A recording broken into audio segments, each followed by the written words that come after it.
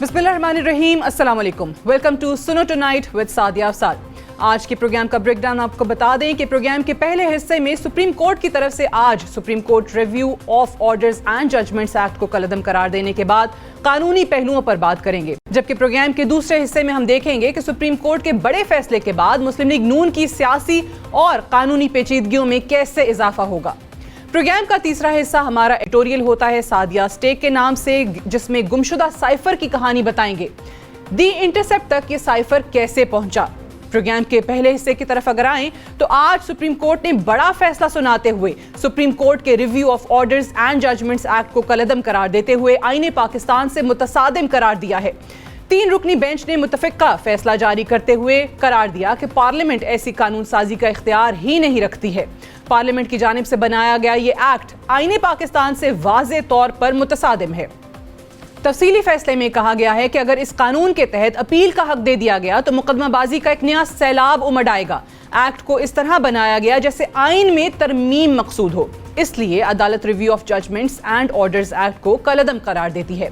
Justice Munib Akhtar ने 33 सफ़हात पर मुश्तमिल इजाफी नोट भी तहरीर किया। अदालत ने एक्ट के खिलाफ दरखास्तों को काबिल समाअत करार दे दिया। जस्टिस मुनीब अख्तर ने इजाफी नोट में कहा है कि अपील और नजरसानी मुतरादिफ नहीं बल्कि मुख्तलिफ चीजें हैं। पार्लियामान का कानून साजी और सुप्रीम कोर्ट के रूल्स बनाने के इख्तियारात बराबर हैं। पार्लियामान की सादा कानून साजी से सुप्रीम कोर्ट रूल्स को गैर मौसर नहीं किया जा सकता है। क्या पार्लियामान की तरफ से हिदायत की जा सकती हैं कि नजरसानी को अपील समझा जाए। असूल है कि अदालत में पहले से तय हो चुका मामला दोबारा नहीं उठाया जा सकता, जबकि नजरसानी का दायरा इख्तियार इसी असूल के साथ जुड़ा है। 19 जून को chief justice of Pakistan Umar Ata Bandial, justice Munib Akhtar और जस्टिस एजाजुल एहसन पर मुश्तमिल बेंच ने केस की 6 समातें करने के बाद फैसला महफूज किया। एक्ट के तहत आर्टिकल 184(3) के मुकदमात के फैसले के खिलाफ मुतासरा फरीक को अपील का हक दिया गया था। अपील सुनने वाले बेंच में जजेस की तादाद मरकजी केस सुनने वाले जजेस से ज्यादा होना लाजिम है। ताहम पीटीआई समेत इनफरादी हैसियत में वकला ने इस एक्ट को चैलेंज किया था। सुप्रीम कोर्ट की तरफ से फैसला कौमी असम्बली की एक दिन कबल तहलील के बाद किया गया है, जिसके बायस इससे और भी अहमियत हासिल हो जाती है। अदालती फैसला इस वक्त आया जब गुज़श्ता रोज़ वज़ीर आज़म मियां शहबाज शरीफ ऐलान कर चुके हैं कि पार्टी कायद 1 माह के अंदर पाकिस्तान वापस आएंगे और कानून का सामना करेंगे। आज के प्रोग्राम के इस हिस्से में हम बात करेंगे कि मुस्लिम लीग लीडर मियां नवाज शरीफ क्या अदालती फैसले से मुतासिर होंगे, क्या कानून को कलअदम करार देने सुप्रीम कोर्ट के अंदर तकसीम मज़ीद वाज़े हो गई है। आज के इस प्रोग्राम में हमारे साथ इस सेगमेंट में जो सहाफ़ी ज्वाइन कर रहे हैं हमें, वो 2 बड़े अहम सहाफ़ी हैं। वो इसलिए भी कि ख़ुद सुप्रीम कोर्ट के मामलात कवर करते रहे हैं और सुप्रीम कोर्ट के जो हमारे रिपोर्टर्स कवरेज करते हैं उनके हवाले से कहा जाता है आधे वकील वो खुद ही बन जाते हैं। हसन अयूब साहब और हसनात मलिक साहब, बहुत शुक्रिया। हसन, पहला सवाल तो सबके जहन में यही आ रहा है कि नवाज शरीफ के लिए किया गया। नहीं, मियां नवाज शरीफ साहब का जो मामला है नाअहली का, उसका दूर दूर तक कोई ताल्लुक नहीं है। सुप्रीम कोर्ट जो रिव्यू जो ऑर्डर्स एंड जजमेंट है एक्ट, इसको उन्होंने ख़त्म कर दिया, कलअदम करार दे दिया। कर दे, इसका तो कोई ताल्लुक नहीं है, क्योंकि former prime minister Nawaz Sharif की जो रिव्यू है वो ऑलरेडी वो अपनी एक्सरसाइज कर चुकी हैं और वो रिजेक्ट हो चुका है। इसी तरह जहांगीर तरीन साहब की अगर बात करें तो उन्होंने भी अपनी नजरसानी की दरख्वास्त जो है वो खारिज करा बैठे हैं। तो जब ये रिव्यू और ऑर्डर्स की एक्ट बना था तो इसके इस वक्त भी आपको याद होगा कि लॉ मिनिस्टर ने बड़ा कैटेगोरिकली कहा था कि इसका कोई ताल्लुक नहीं है, ये नवाज शरीफ साहब नहीं है। मेरी इंफॉर्मेशन है, अब तक की खबर ये है कि ये जो जिसको बहुत बड़ा तूफान खड़ा किया हुआ है ना कि जी सुप्रीम कोर्ट का फैसला आ गया और फैसले से जो है वो साबिक वज़ीर आज़म नवाज शरीफ का रास्ता रुक गया, ठीक है, XYZ, तो फेडरेशन जो है वो इस केस के ऊपर नजरसानी की दरखास्त दायर नहीं करेगी, क्योंकि उनका पर्पस सर्व हो चुका है। अच्छा। और वो पर्पस यही था कि 14 मई को इंतखाबात से मुतल्लिक जो फैसला था उसके ऊपर जो इलेक्शन कमीशन की नजरसानी की केस की समाअत थी उसको डिले करना था, प्रोलॉन्ग करना था। मामला ये था कि 14 मई के इंतखाबात के हवाले से फैसला दिया सुप्रीम कोर्ट ने, जो कि पहले ही मुतनाज़ा हुआ था कि ये 4-3 का फैसला है, ये 3-2 का, आपको याद होगा। बिल्कुल सही। उसके बाद वो फैसला आ गया जिसको 3-2 का फैसला कहती है, गवर्नमेंट कहती थी उस टाइम, और जजेस कहते थे कि ये गवर्नमेंट कहती थी कि ये 4-3 का फैसला है, और जो आगे से सुप्रीम कोर्ट के जजेस ने कहा, जो अभी जो समाअत कर रहे थे, उन्होंने कहा जी 3-2 का फैसला है। फिर हुआ ये कि उन्होंने कहा कि इलेक्शन कमीशन ने रिव्यू फाइल किया, तो रिव्यू को वो प्रोलॉन्ग करने के लिए टेक्निकली उन्होंने آٹومیٹکلی یہ ایکٹ پاس کرا کے خاموشی سے لے کر آئے, اور جب اٹارنی جنرل آف پاکستان نے کھڑے ہو کر بتایا ججز کو کہ یہ جو ہے ایکٹ پاس ہو چکا ہے, تو چیف جسٹس کے الفاظ تھے ویری انٹرسٹنگ, اور وہ بڑے تھوڑے سے ایک شوق لگا تھا ججز کو. اور پھر انہوں نے کہا کہ جو ہم ریویو ہے الیکشن کمیشن کا 14 مئی کو پنجاب کے انتخابات کے حوالے سے, اس کا فیصلہ کریں گے ہم اس کیس کو ٹیک اپ کرنے کے بعد. تو پھر یہ معاملہ جب ٹیک اپ ہو گیا تو اس کے اوپر انہوں نے ججمنٹ ریزرو کی, اور اس کے بعد آج اس کو اناؤنس کیا ہے. لیکن اس کا کوئی امپیکٹ نہیں ہے. صرف کیا حاصل ہوا سپریم کورٹ کو کہ ایک جو بہت سوالات اٹھ رہے تھے ان کے اوپر کہ اب سپریم کورٹ لیٹ گئی ہے, تو وہ بتانا چاہ رہے ہیں جی ہم لیٹے نہیں ہیں, ہم ابھی بھی کھڑے ہیں. بٹ وہ بھی حکومت جانے کے بعد نا, پارلیمان تحلیل ہونے کے بعد. حسن آپ کی بھی یہی انڈرسٹینڈنگ ہے کہ واقعی نواز شریف اور جہانگیر ترین کے فیصلے پر اس کا کوئی امپیکٹ نہیں آتا؟ بالکل, وہ صدیق بلوچ کیس ہے, وہ نیچے سے آیا تھا, وہ 184(3) میں نہیں ڈیسائیڈ ہوا تھا. گو کہ ثاقب اس نثار تھے, انہوں نے اس وقت ایک کویسچن فریم کیا کہ 62(1)(f) میں جو نیلی ہے وہ 5 سال ہے یا تعیات ہے, لیکن وہ جو مین ٹائٹل ہے کیس کا وہ نیچے سے آیا تھا, تو وہ یہ نہیں ہے. اس میں 63A کے حوالے سے جو ججمنٹ تھی, جس پہ بہت زیادہ کہتے ہیں کہ ورسٹ ججمنٹ ہے جس میں کہتے ہیں کہ کانسٹیٹیوشن ہی ری رائٹ کر دیا آپ نے, اس میں ریویو ہو سکتا تھا, اور بہت سے لوگ کہتے تھے کہ لارجر بینچ بنے گا. تو میرا خیال ہے کہ اس کیس کی ٹائمنگ, جو ججمنٹ دیا گیا, جس طرح کیس سنا گیا, سپریم کورٹ میں 2 مائنڈ سیٹ کے ججز ہیں. کچھ ہیں جو پارلیمنٹ کی سپریمیسی کو بلیو کرتے ہیں اور سمجھتے ہیں کہ پارلیمنٹ کا جو قانون ہے اس کو اہمیت دی جائے, اور کچھ وہ مائنڈ سیٹ ہے جو افتخار چودھری صاحب کے دور سے ابھی تک چل رہا ہے, جو سمجھتا ہے کہ کانسٹیٹیوشن سپریم, وہ کہتے ہیں کہ کانسٹیٹیوشن سپریم ہے اور کانسٹیٹیوشن وہ ہے جو ہم کہیں, مین کہ ججز سپریم ہے. تو آج بھی جو ہے انٹرپریٹیشن ہمارا کام ہے, ہم بتائیں. جو افسوسناک اس میں پہلو ہے وہ یہ ہے کہ چیف جسٹس صاحب نے اس میں پرٹیکولر مائنڈ سیٹ کے ججز کو بٹھا کے یہ فیصلہ کیا ہے, جن کو ہم خیال ججز اب سب کہتے ہیں, یا وہ ججز کنزرویٹو ویو جن کا ہے, جن کا ویو وہ سمجھتے ہیں کہ ہم یہ جو پارلیمنٹ ریویو ہونا چاہیے 184(3) میں انلارج ہونا چاہیے, لیکن پارلیمنٹ نہ کرے, ہم کریں رولز. اور رولز آج جو بڑی بات سب سے امپورٹنٹ, وہ سمجھتے ہیں کہ جو سپریم کورٹ کے رولز ہیں وہ ابو ہیں ایک سمپل لیجسلیشن سے.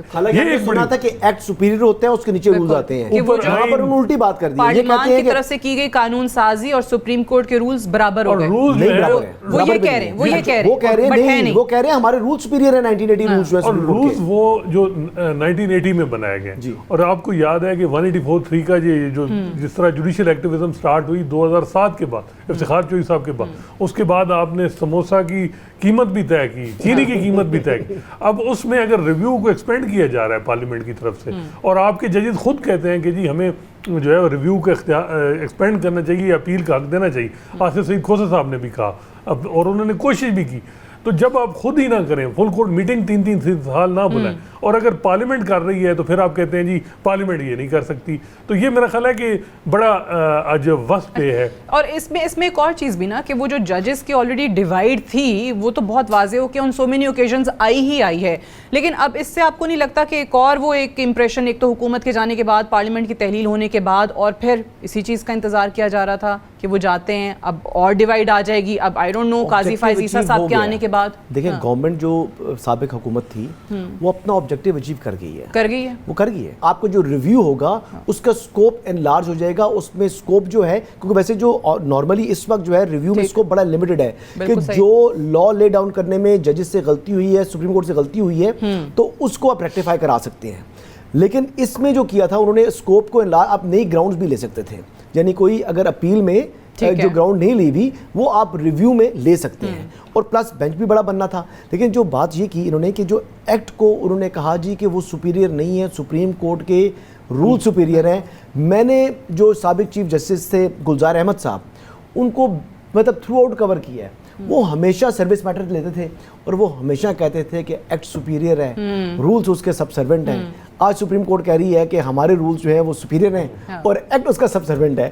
یہ تعجب ہے. اچھا, اب اس پہ ذرا اس پہلو پہ آتے ہیں کہ کیونکہ فریق بنایا حکومت کو, حکومت کے ادارے ہیں, کل کو کیئر ٹیکر سیٹ اپ میں بھی اگر ان کے بہاف پہ کوئی جاتا ہے ریویو کے لیے, تو وہ review within 20 to 30 days max جو ہے وہ 30 دن 30 days کے اندر تو یہی ہوں گے, کیونکہ تفصیلی فیصلہ آنے کے بعد ریویو فائل ہوتا ہے, تفصیلی فیصلہ آ گیا, اسی بینچ کے آگے آپ نے ریویو لے کر جانا ہے. میرا خیال ہے کہ رجسٹرار آفس کو درخواست دے کے آپ 15 دن مزید ایکسٹینڈ کر سکتے ہیں, اور کوشش ہوگی کہ موجودہ چیف جسٹس ریٹائر ہو جائیں تب جسٹس قاضی فائز عیسیٰ صاحب کے. لیکن یہ جو فیصلہ ہے اس نے supreme court practice and procedure act کو بھی ڈائریکٹلی انڈائریکٹلی اٹیک کیا. ٹھیک ہے, اور ان کا یہ کہنا ہے کہ جو رولز میں ہم نے جو چیزیں طے کر دی ہیں وہ سمپل لیجسلیشن سے نہیں اب ان کو چینج کر سکتے. تو اس کا مطلب ہے جو کمیٹی بنی چیف جسٹس اور دوسرے ججز وہ بھی افیکٹ ہوں گے.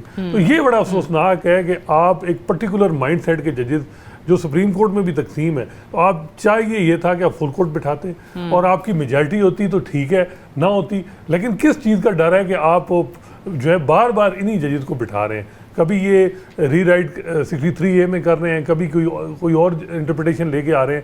میرا خیال ہے کہ جب تک جو ہے وہ چیف جسٹس کے اختیارات میں ریگولیشن نہیں ہوں گے, اور اس میں اب پارلیمنٹ نے کیے ہیں تو یہ مان نہیں رہے, اور ود ان سپریم کورٹ جو ہے جب تک اب یہ اندر ڈیبیٹ ہو رہی ہے, لیکن جب تک ڈرائیونگ سیٹ پہ وہ ججز نہیں آئیں گے جو چاہ رہے ہیں کہ چیف جسٹس کے اختیارات ریگولیٹ نہ ہوں, تو ٹرانسپیرنسی نہیں آئے گی. اور اس کیس میں بھی آپ دیکھیں ٹرانسپیرنسی. اچھا, اب ایک اور ٹاپک پہ بھی میں نے آپ لوگوں سے بات کرنی ہے, کیونکہ وہ بھی بڑا آج انٹرسٹنگ آیا ہے. جو سابق وزیر اعظم کی اہلیہ کی ایک ڈائری جو ہے وہ لیک ہوئی ہے, اور وہ دیکھی ہوگی آپ نے؟ جی دیکھی. حسنات آپ نے؟ نہیں, میں نے نہیں.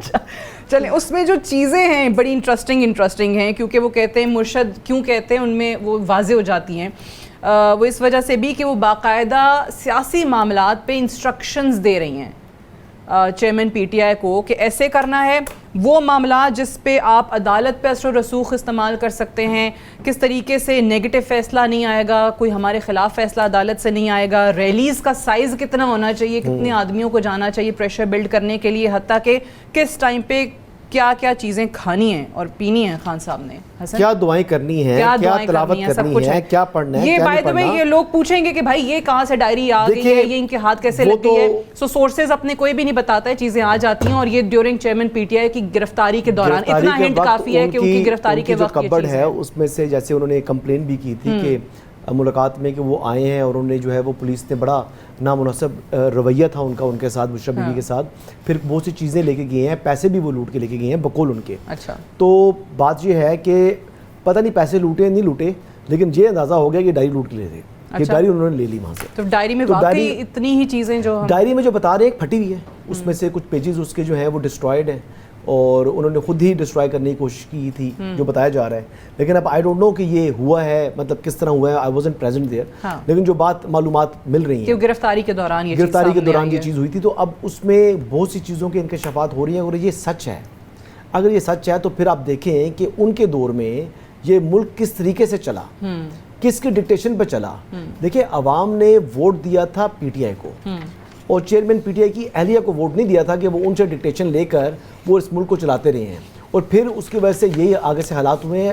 ججز پر پریشر کس طرح بلڈ کرنا ہے, اسٹیبلشمنٹ پر پریشر کس طرح بلڈ کرنا ہے, کیا کہنا ہے, کس جگہ وکیلوں نے کہاں جا کر کس کیس میں کیا بات کرنی ہے, یہ تک لکھا ہے. اس حد تک باتیں اگر بٹ اس سے یہ تاثر جو کہتے تھے کہ نہیں وہ تو خاتون ہیں, وہ تو اہل خانہ کو آپ لوگ کیوں لے کر آتے ہیں, گھر کی خواتین کو نہ کریں, تو یہ چیزیں تو بتا رہی ہیں کہ وہ باقاعدہ سیاست اور ملک رن کر رہی تھیں. عمران خان صاحب کے ساتھ 25 سال رہے ہیں, وہ خود کہتے ہیں کہ بشرا بی بی کا انفلوئنس بہت زیادہ تھا, اور ہم سے کوئی بات چیت نہیں ہوتی تھی, مشورہ نہیں لیا جاتا. تو یہ چیز انڈورسمنٹ ہے اس چیز کی کہ یہ سارے مشورے, ساری چیزیں وہ رن کر رہی تھیں, ہر چیز. حسنات ملک صاحب, Hasan Ayub sahab, thank you very much for joining. We'll take a break here, stay tuned.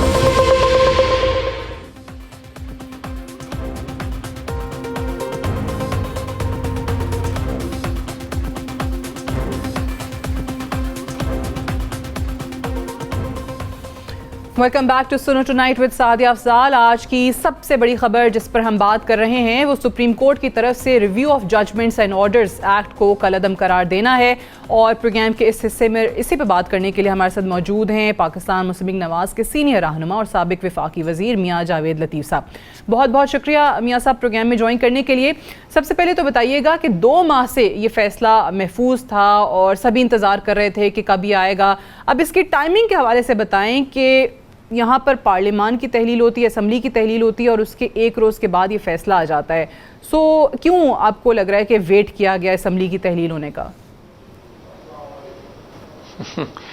Sadia شکریہ آپ کا, مگر جو زبان زد عام بات ہے کہ اسمبلی ختم ہونے کا انتظار کیا جا رہا تھا, تو پھر اگر اداروں میں بیٹھے, اور وہ ادارے جو عدل کرتے ہیں, جو انصاف دیتے ہیں, اگر اس میں سے اس طرح کے ٹائمنگ سیٹ ہوگی تو پھر ان فیصلوں پہ کون اعتماد کرے گا؟ پھر آپ یہ دیکھیں کہ یہی ادارے جو ہیں یہ لوگوں کی قسمت کے فیصلے کرتے ہیں، لوگوں کی جو پراپرٹیز ہیں ان کے فیصلے کرتے ہیں، لوگوں کی زندگیوں کے فیصلے کرتے ہیں. تو اگر اس طرح کوئی وقت کا انتظار کر کے یا کسی فیس کو دیکھ کے یا کسی کی مقبولیت کو دیکھ کے، کسی کی غیر مقبولیت کو دیکھ کے، کسی کے انتقام میں اور کسی کی محبت میں فیصلے آئیں گے تو یہ پاکستان کی اس سے بڑی بدقسمتی اور کوئی نہیں ہو سکتی. میں نے پچھلے کئی دنوں سے میں یہ کہہ رہا تھا کہ نواز شریف کو لوگ الحمدللہ دیکھتے ہیں اس تناظر میں، ان کی آنکھوں کی چمک بتا رہی ہے پچھلے سال 1.5 سال سے کہ لوگ امیدیں لگائے بیٹھے ہیں کہ نواز شریف پاکستان کو 2017 کا پاکستان بنائے گا. ہم نے پوری کوشش کی سال سوا سال میں اس کیبنٹ نے، اس قومی حکومت نے کہ پاکستان کو 2017 کا پاکستان بنا سکے، مگر ہم ناکام رہے.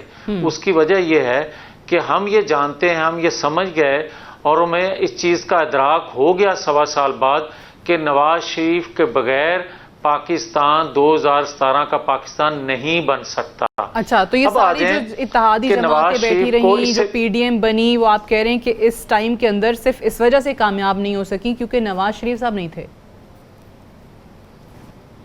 میں یہ خود سے نہیں کہہ رہا، وقت بتا رہا ہے، حالات بتا رہے ہیں. میں نے جو کہا کہ ہم 2017 کا پاکستان بنانا چاہتے تھے، اگر اتحادی جماعتوں میں سے کسی کو اختلاف ہو سکتا ہے میری اس بات پہ، مگر اس بات پہ کسی کو اختلاف نہیں ہوگا کہ ہر ممبر نے یا ہر جماعت نے کوشش کی کہ 2017 کا ترقی کرتا پاکستان جو تھا، جس کو ٹریک کیا گیا، وہ ہم بنا سکیں گے. اس پہ تو سب متفق ہیں. اگر ہم سارے نہیں کر سکے وہ کام تو یقیناً پھر نواز شریف ہی ہے نا اس ساری قومی حکومت کا حصہ نہیں تھے. تو میں اپنی بات کہنے میں شاید اس میں کو ویٹیج آپ دیں کہ میں جو کہہ رہا ہوں کہ نواز شریف کے بغیر پھر اگر یہ کیبنٹ نہیں کر سکی یا قومی حکومت نہیں کر سکی تو پھر نواز شریف ہے نا. اس وجہ سے لوگ نواز شریف پر یقین رکھتے ہیں کہ اس کے ہوتے ہوئے پاکستان ترقی کر سکتا ہے. مگر ہوا کیا؟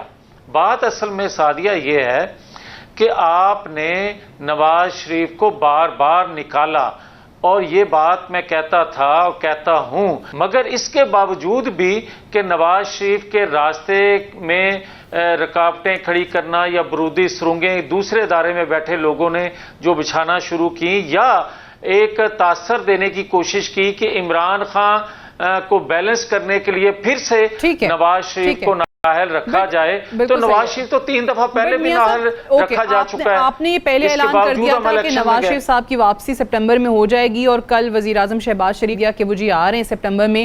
تو ابھی آج یہ جو ڈیسیجن آیا ہے، کیونکہ اوبویسلی اس میں بہت سارے کنفیوژن ہیں، صبح سے ہم دیکھ رہے ہیں کہ جی نواز شریف صاحب یا جہانگیر ترین صاحب کو روکنے کے لیے کیا گیا. آپ کو لگتا ہے کہ اس کے بعد ان کی یا تو واپسی نہیں ہو پائے گی یا اس سے رک جائے گا ان کا راستہ؟ نہیں، پہلی بات تو یہ ہے کہ اس فیصلے کے باوجود نواز شریف کی ذات پہ کوئی اثر نہیں پڑے گا ان کی بے گناہی میں، کیونکہ تمام کریکٹر جو ہیں انہوں نے اعتراف جرم کر لیا ہوا ہے کہ نواز شریف کو بے گناہ ہوتے ہوئے بھی ہم نے سزا دی. اب جو قانون ہے، آپ کا آئین جو ہے، اس میں آپ سمیت یا میرے سمیت کون ترمیم کر سکتا ہے جس میں کہیں نہیں لکھا کہ کسی کو تاحیات نااہل کیا جا سکتا ہے. اس کے بعد 62-63 ہے، اس کا فیصلہ کیا کہہ رہا ہے؟ 62-63 کے مطابق 5 سال سے زیادہ کوئی نااہل نہیں رہ سکتا. تو 5 سال سے زیادہ بے گناہ ہونے کے باوجود نواز شریف گزار چکے ہیں، تو آپ اس ہاؤس سے نواز شریف کو مزید باہر نہیں رکھ سکتے. اور جہاں تک آپ کا سوال ہے کہ ستمبر میں اب نواز شریف اس فیصلے کے بعد آتے ہیں یا نہیں، مڈ ستمبر میں نواز شریف انشاءاللہ تعالی پاکستان آ رہے ہیں اور نواز شریف کو چوتھی بار سی پیک مخالف قوتوں کے اعلی کار بن کے کوئی بھی نواز شریف کو چوتھی دفعہ وزیر اعظم بننے سے نہیں روک سکتا. الحمدللہ عوامی حمایت کی وجہ سے بالکل لے سکتے ہیں اور لیں گے. رائٹ. تو آپ دیکھ رہے ہیں کہ نواز شریف صاحب بھی چوتھی دفعہ وزیر اعظم بنیں گے اور اس کیس پہ اس فیصلے کے بعد نواز شریف صاحب کے کیس پہ کوئی فرق نہیں پڑے گا, لیکن واپس آ کے ظاہر ہے انہیں وہ عدالتی اور قانونی راستہ تو اختیار کرنا پڑے گا, اپیل میں تو جانا پڑے گا. دیکھیں ہم نے پہلے بھی عدالتوں کو فیس کیا ہے, اس کے باوجود بھی کہ ثاقب نثار عدالتیں چلتی رہیں, اس کے باوجود بھی کہ وہ سعید کھوسہ صاحب جو تھے وہ سیسیلین مافیا ہمیں کہتے رہے. عدالتوں میں ایک کیمپین چلائی گئی, فیصلوں کے علاوہ بھی عدالت میں بیٹھ کے ہمیں چور ڈاکو منصب وہ جو عدل دینے والا ہے وہ کہتے رہے, مگر اس کے باوجود بھی ہم نے پیٹرول بم نہیں پھینکے, ہم نے غلیل بردار نہیں اکٹھے کیے, ہم نے جتھوں کے ذریعے جو بشرا بی بی کی ڈائری بتا رہی ہے کہ یہ کیا جائے گا, ہم نے تو ایسی کوئی منصوبہ بندی اس وقت بھی نہیں کی تھی, نہ آج کرنے کا ارادہ کوئی رکھتے ہیں. مگر یہ یقین ہے ہمیں کہ اب دنیا کی کوئی طاقت عوامی سیلاب کے سامنے ٹھہر نہیں سکے گی جو نواز شریف کو پسند نہیں کرتے. اچھا, اس میں یہ جو فیصلہ ہے 88 صفحات پہ مشتمل تفصیلی فیصلہ, اس میں بڑی دلچسپ بات ہے کیونکہ یہ پارلیمنٹ کی اور سپریم کورٹ کی کنفرنٹیشن, ایک رسہ کشی, ایک ٹگ آف وار ہم نے اس دوران دیکھا ہے میاں صاحب. اب وہاں پر اگر ججمنٹ کے اندر یہ لکھا ہے کہ جو سپریم کورٹ کے رولز ہیں وہ سپریم ہیں پارلیمنٹ کے ایکٹ سے, سو اب اس پہ تو انہوں نے اپنی پوزیشن واپس واضح کر دی ہے کہ پارلیمنٹ کے ایکٹس کی اتنی حیثیت نہیں ہے جتنی سپریم کورٹ کے رولز کی ہے. دیکھیں سعدیہ, اس نظام کو اگر آپ چلنے نہیں دیں گے, اس نظام کو کمزور کریں گے, تو یہ پچھلے 75 سالوں میں کر کے دیکھ لیا گیا, ملک کا نقصان ہی ہوا کہ پارلیمنٹ سپریم نہیں ہے. حالانکہ پارلیمنٹ کی کوکھ سے آئین نکلتا ہے, پارلیمنٹ کی کوکھ سے اداروں کے لیے ایک پیرامیٹر سیٹ ہوتے ہیں, ان کے لیے قانون بنتے ہیں. تو آپ اس ادارے کو ہی نہیں مانیں گے تو پھر مجھے یہ بتائیں کہ آپ کے جو رولز ہیں, جن کا آپ ذکر کرتے ہیں, جن قوانین کے دیکھتے ہوئے آپ ان کی تشریح کرتے ہیں, پھر ان کو کون مانے گا؟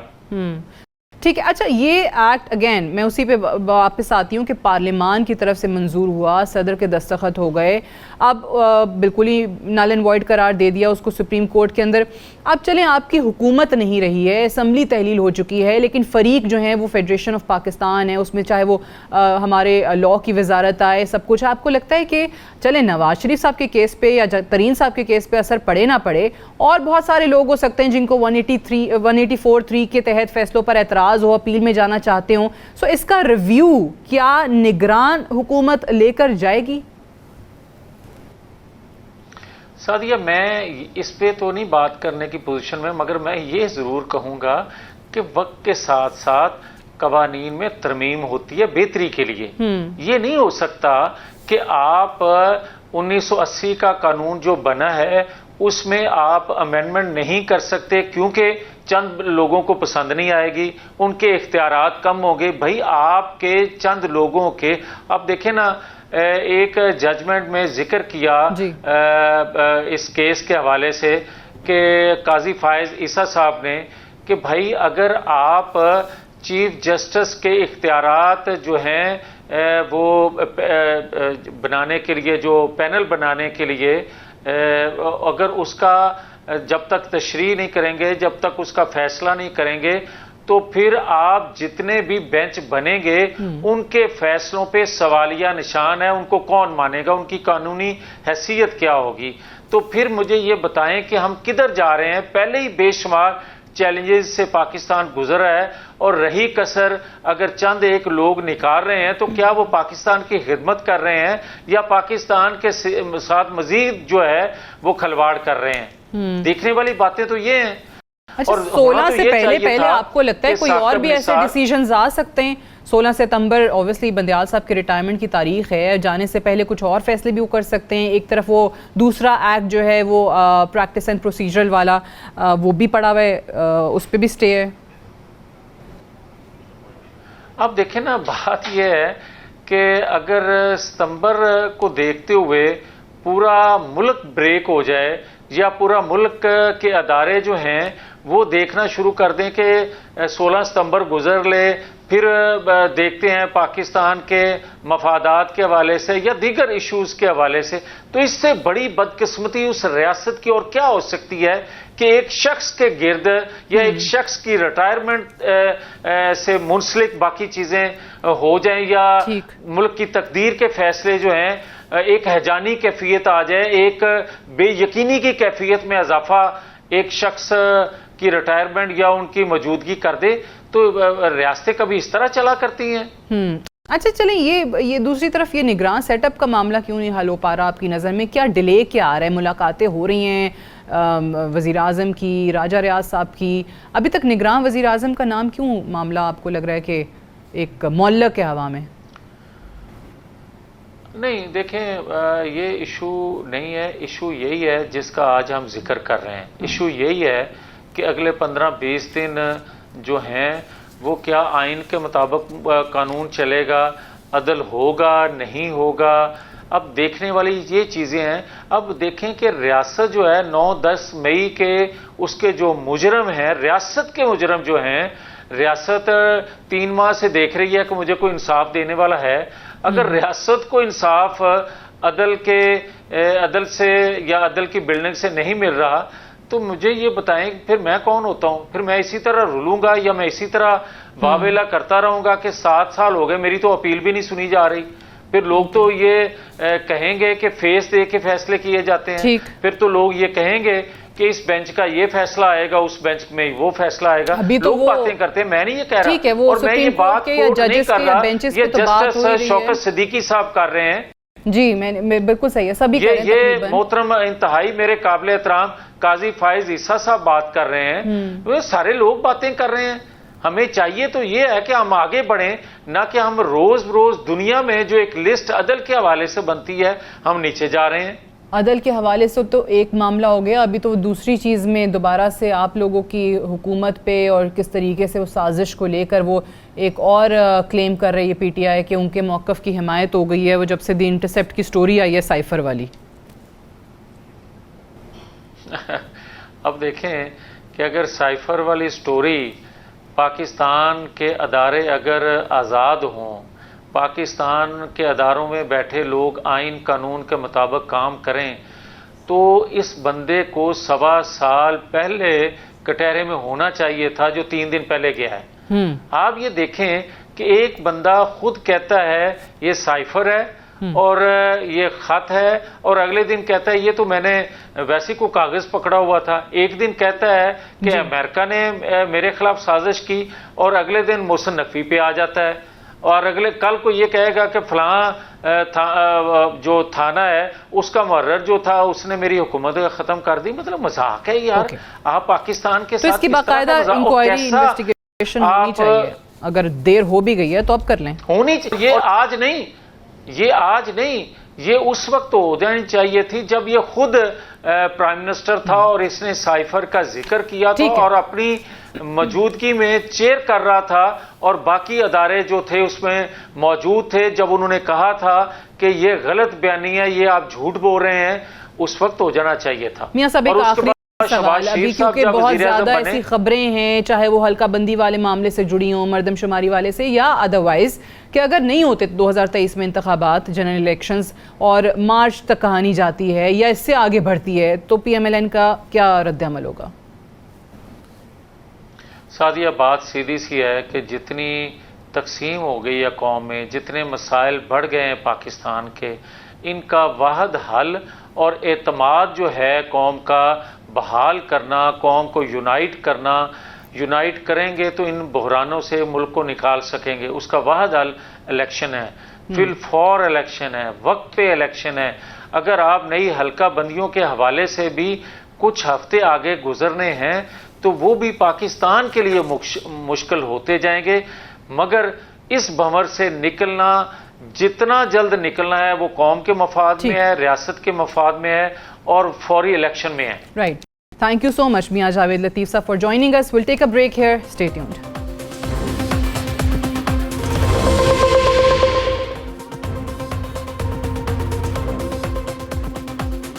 سائفر پر نہ ختم ہونے والا ڈرامہ آج بھی جاری ہے۔ تحریک انصاف کی طرف سے سائفر کے موجودہ سیزن میں کچھ بھی نیا نہیں۔ انگریزی کی کہاوت old wine in a new bottle یہاں پر بالکل درست ثابت ہوتی ہے.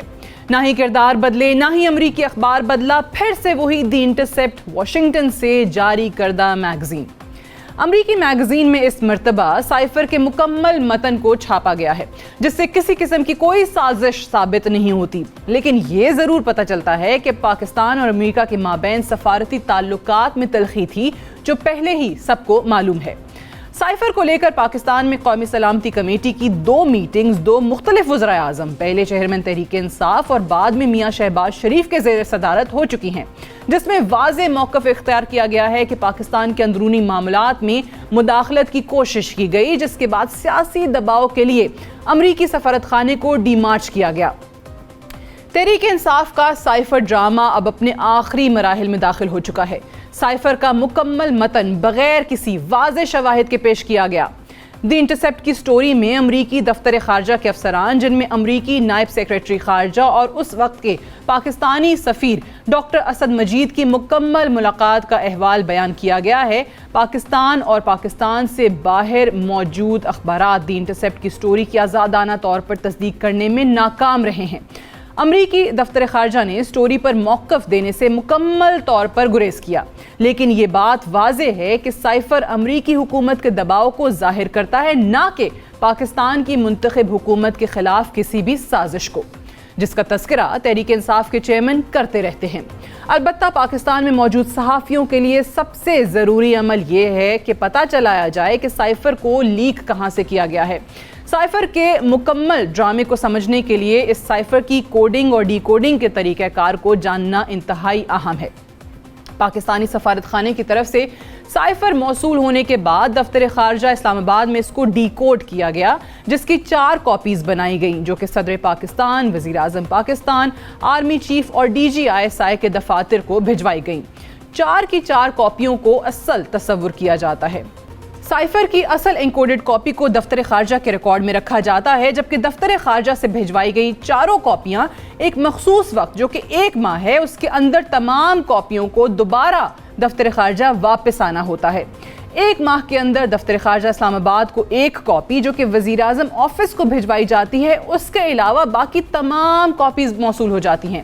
سابق وزیر اعظم پاکستان اور چیئرمین تحریک انصاف اپنے کئی ٹی وی انٹرویوز میں اس بات کا تذکرہ بھی کر چکے ہیں کہ سائفر کی وہ کاپی جو ان کو دی گئی تھی وہ کہیں گم ہو چکی ہے، جبکہ سابق پرنسپل سیکریٹری اعظم خان اپنے بیان میں کہہ چکے ہیں کہ وزیر اعظم آفس کو موصول ہونے والی کاپی انہوں نے سابق وزیر اعظم کے حوالے کی، جو دوبارہ آفس میں جمع نہیں کروائی گئی.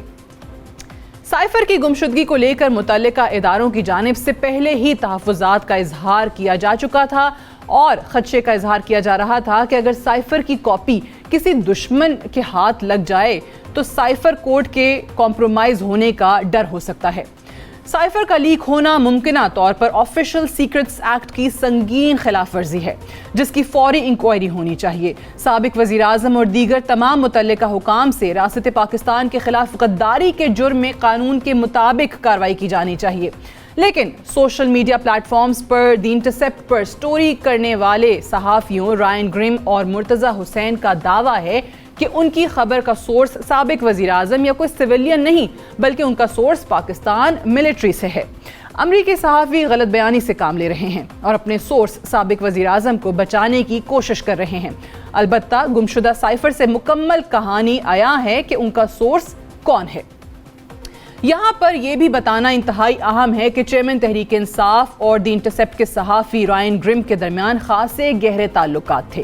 گزشتہ 1 سال سے تحریک انصاف امریکہ میں لابنگ فرم کے خدمات سے مستفید ہو رہی تھی، جس کا واحد مقصد پارٹی کے سربراہ کی سیاسی سرگرمیوں کو منظر عام پر لانا اور امریکہ میں ارباب اختیار سے تعلقات کی بہتری تھی.